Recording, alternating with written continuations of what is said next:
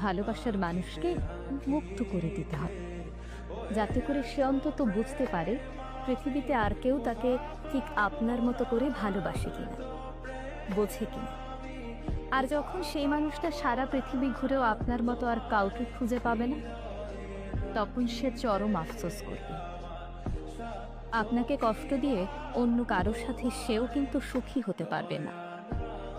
হয়তো আপনার সামনে ভালো থাকার অভিনয় করবে, কিন্তু মনে মনে সে আফসোস করবে। পৃথিবীতে সত্যিকারের ভালোবাসা এখন সত্যিই দুর্লভ। আর যে কারো ভালোবাসাকে অবজ্ঞা করলো, সে নিজেও কোনোদিন ভালোবাসা পাবে না। কারণ ভালোবাসার মধ্যেই যে প্রকৃত সুখ নিহিত, তা অনেকেই জানে না। যাকে এত ভালোবাসলেন, আদর যত্ন দিয়ে আগলে রাখলেন, সে চলে গেলে কিন্তু মন্দ নয়।